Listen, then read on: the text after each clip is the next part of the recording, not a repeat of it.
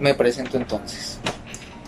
Bueno, mi nombre es Andrés Medina, yo soy comunicador social y periodista, soy certificado en egiptología de la Universidad Autónoma de Barcelona, soy paleógrafo medieval de la Universidad de Colorado en Estados Unidos, mitólogo grecorromano de la Universidad de Pensilvania, también de Estados Unidos, historiador de arte y patrimonio de la Alhambra de la Universidad de Granada en España, actualmente haciendo una maestría de estudios sociales de consumo.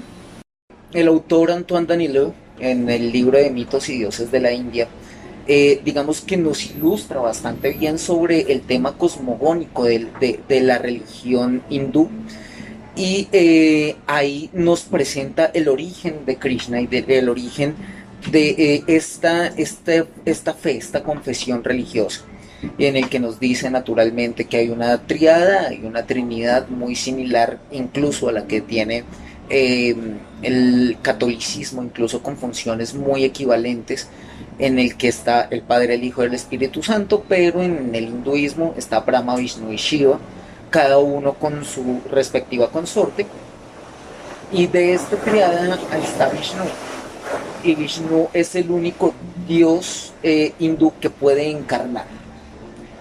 Estas encarnaciones se llaman avatares y uno de los avatares de Vishnu resulta ser Krishna, y desde ahí de donde parte esta confesión de fe. Uno tiende a pensar que en Colombia, por ejemplo, el tema de la confesión krishnaica es relativamente nuevo, pero la verdad es que siempre ha estado presente. Eh, un tema al que hay que prestarle mucha atención es que no ha tenido mucha fuerza sino hasta hace unos pocos años, y que han devenido con digamos, con unos cambios bastante importantes en lo que se refiere a la tradición cultural, y entendiendo la cultura como este fenómeno donde se pueden transmitir conocimientos. Entonces, en la medida en que la transmisión de conocimientos cambia, algunas religiones que antes no eran tan importantes, entre comillas, digamos, tan expansivas, ahorita están teniendo una explosión mucho más grande. Esto quiere decir que, aunque siempre ha estado presente la religión de Krishna acá en Bogotá y en Colombia, en el último tiempo ha adquirido un poder mucho más grande.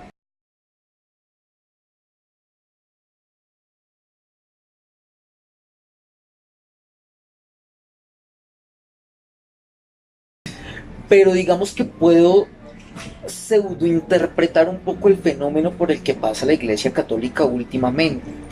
Y es que veníamos de dos papados, uno bastante extenso y otro bastante breve, que fue el de Karol Wojtyla y el de Ratzinger, que dieron paso a un papado de Mario Bergoglio, que es este nuevo papa, y que pertenece a una prelatura que es que es mucho más laxa frente a cosas que la iglesia antes determinaba muy pétreas, muy sólidas. Entonces, por ejemplo, me refiero a la aceptación de personas homosexuales en la iglesia. Entonces, por mucho tiempo en la Iglesia Católica no se aceptaba este tema, no era bien visto, pero este último papa dice, bueno, podemos abrirlo. Y lo que está pasando con eso es que la Iglesia Católica o la fe católica está moviéndose porque su entorno social está exigiendo que se mueva. Las religiones que no se adaptan al entorno social se vuelven paquidermos ideológicos. Realmente su estaticidad frente al tiempo provoca cosas como la crisis de fe. Entonces, en este momento en el que ideas como el feminismo están tomando mucha fuerza, eh, que la religión se mueva es importantísimo, porque si la Iglesia Católica siguiera pensando que las mujeres no pueden leer la Biblia y no pueden orar y no pueden entrar a la iglesia en el mismo lugar de los hombres, pues las mujeres se hubiesen desafiliado del catolicismo hace muchísimo tiempo. Entonces, sí es indispensable que la religión comience a moverse al mismo paso que sus exigencias y entornos sociales, y creo que es lo que está pasando mucho con el tema del catolicismo. naturalmente pues tienen un dogma que respetar y el tema con el hinduismo o el tema con el Hare Krishna, con la religión Hare Krishna, es que para el catolicismo entender la religión Hare Krishna es bastante complicado. Es como el que se para frente a un abismo y sabe que existe el abismo pero no comprende su profundidad. Porque en Occidente, y Grecia fue la que, digamos, cimentó el tema del pensamiento occidental, dice que una cosa no puede ser y no ser al mismo tiempo. Mientras que para el hinduismo sí, y puede ser completamente factible que algo sea y no sea al tiempo.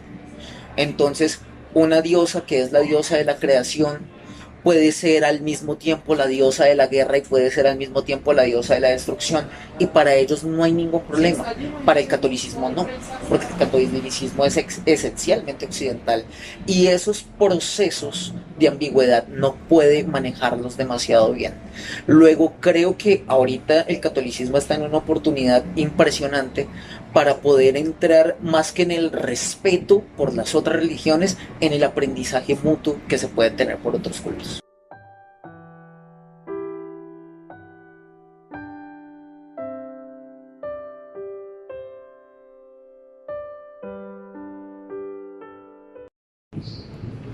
Mi nombre es Magdalena Solano, yo soy sacristana aquí en la parroquia San Victorino, la Capuchina. Pues nosotros siempre le hemos tomado como que son nuestros hermanos separados, ¿sí? Ellos son nuestros hermanos separados que desafortunadamente pues hay muchas personas en otras sectas religiosas, porque estos son sectas religiosas, donde tienen pues mucha capacidad de visión, tienen mucha palabra, eh, tiene mucha don de evangelización y todo eso, pero desafortunadamente ellos no han visto, no, o algunos se han vuelto otra vez a la religión católica, pero desafortunadamente no han visto que la esencia de la religión, de nuestra religión, es el cuerpo y la sangre de Cristo. Ese es lo central de, de nuestra religión, el cuerpo y la sangre de Cristo, que sabemos que ahí está Jesús vivo ahí.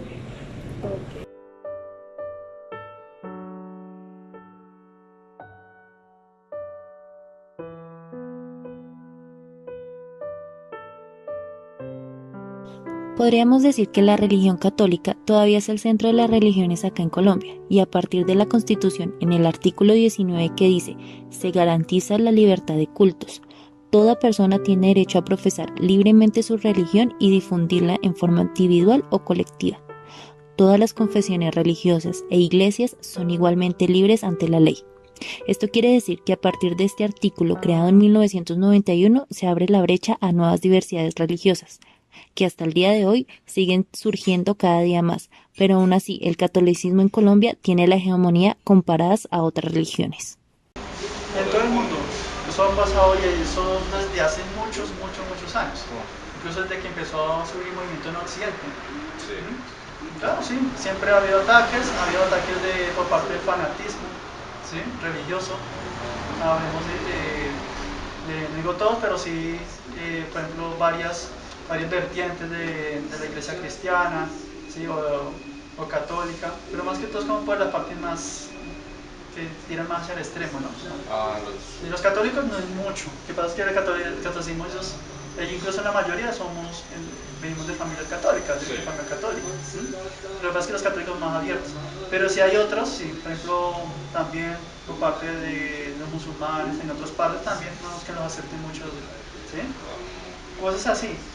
Claro, lo bonito es que Concha Krishna es un movimiento pacífico y fácilmente se la puede dar con personas de cualquier religión, porque realmente Concha Krishna no es sectaria y tampoco divide.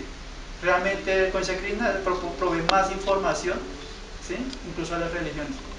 La información es como ampliación, ¿sí?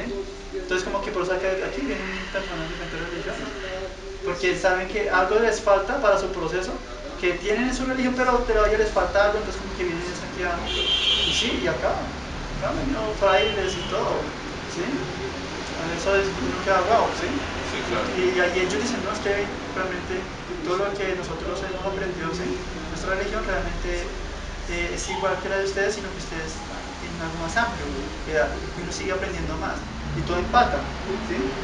Cada han venido franciscanos, y así, muy chéveres, incluso han comido con nosotros, ¿sí?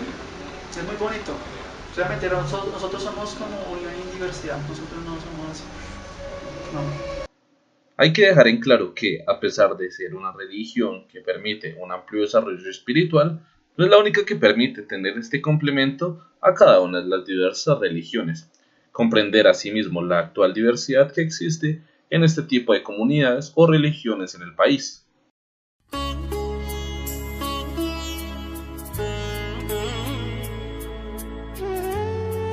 Supremo, Dios, la suprema conciencia Krishna, él se regocija y se complace nomás con que sus devotos, él le llama devotos a todo aquel que ya lo empieza a reconocer, ¿sí? Lo tiene presente siempre.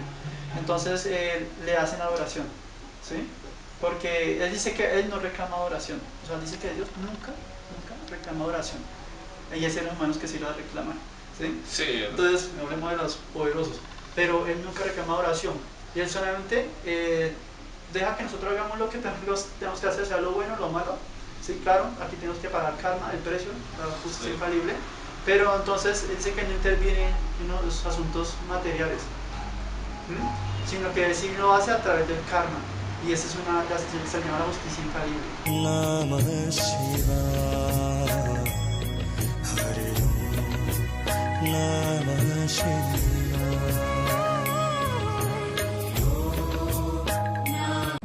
Sino que tanto el catolicismo como las personas pertenecientes a la religión de Krishna están constantemente en una época, o digamos que podemos decir que en esta época muchas personas están cuestionando las creencias mucho más que antes, y eso habla bastante de cosas como la crisis de fe que hace muy poco, incluso un portal que se llama catholic.net dijo que había una crisis de fe, en el catolicismo. Muchos autores, como Henry Lincoln en el libro del legado mesiánico, se han enfrentado constantemente a crisis de fe y a lo que ellos llaman paranoias apocalípticas. ¿Y qué es lo que pasa ante la crisis de fe? Ante la crisis de fe, la gente empieza a buscar nuevos repositorios donde ubicar todo ese vacío que queda de reconfigurar cosas en las que antes creías y en las que ahora parecen diluirse un poco más.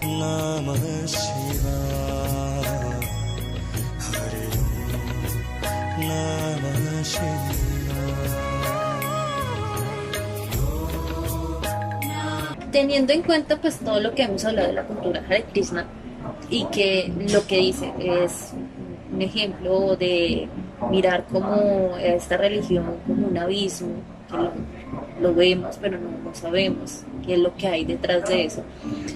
Para los Hare Krishnas, ¿cómo ha sido como ese rol cultural, ¿sí? ¿Cómo se podría decir que la mayoría de esta sociedad es desconocida para los bogotanos?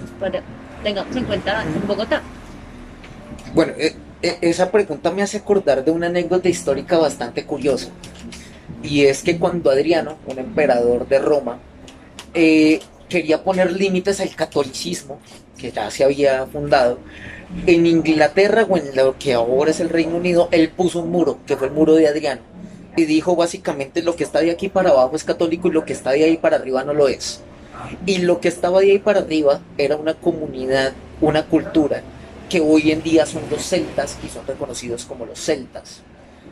Lo que había de ahí para arriba comenzaron a demonizarlo, más que porque fuera demoníaco o fuera pagano, que es un término al que tendríamos que ver con hilo y aguja, era más bien porque no se le entendía. Entonces, en la tierra celta, las mujeres en gran mayoría o en mayor proporción para ese tiempo eran pelirrojas. Entonces, por eso para el catolicismo las brujas son pelirrojas. Entonces, más que nada, es porque no se le entendía. Los Hare Krishna en Occidente han pasado mucho tiempo por formas de, voy a usar un término bastante rudo porque no encuentro otro más, pero han pasado por tiempos de demonización. Más que porque no más que porque sea demoníaco, es porque no se le entiende, sobre todo. Entonces, ¿qué es lo que pasa? Lo que no entiendo se me hace extraño, y lo que se me hace extraño me produce miedo. Esa es la dinámica del pensamiento. Y a los Hare Krishna les ha pasado, no solamente ahora, les ha pasado todo el tiempo en Occidente. En la India, digamos que tienen una mayor aceptación. Primero, naturalmente, porque vienen del hinduismo. Y segundo, porque en el hinduismo, como Dios es infinito y se manifiesta en infinitas formas, entonces para ellos Mahoma entra al hinduismo, Jesucristo entra al hinduismo, Krishna entra al hinduismo, porque son formas infinitas de ver a Dios y naturalmente va a clasificar dentro de ello. Pero en Occidente el pensamiento no es tan laxo, no es tan flexible como para decir Krishna también puede entrar en el catolicismo. No, porque el tema es mucho más rígido frente a las figuras que representan la divinidad. Entonces, digamos que para las personas pertenecientes a la religión Krishna, ha sido mucho más complicado, primero porque tienen que pasar por explicar su pensamiento desde ceros, y es un pensamiento tan profundo que no puede ser explicado en corto tiempo. Y Occidente, naturalmente, después del Fordismo, se ha acostumbrado a cosas mucho más inmediatas, a que yo debo entender cosas rápido. Y ahorita que me preguntaba sobre el tema de la inmediatez, eso aplica mucho más. Tú te das cuenta, por ejemplo, que las personas que ven videos en YouTube, si el video dura más de 5 minutos, comienzan a cliquear más adelante para saber si les resulta interesante o no. Estamos rodeados de una inmediatez muy pronunciada, digamos, de esta manera. Y entender el pensamiento de la religión Krishna es algo complicado, es algo que requiere mucho tiempo, es algo que requiere de estudiar, de disciplina, de cosas que van a mucho más largo plazo que el quiero entender esto ya, pertenecer ya y convencerme ya. Entonces creo que la religión Hare Krishna está en este momento enfrentándose también a unas creencias muy profundas con personas que quieren una inmediatez bastante marcada.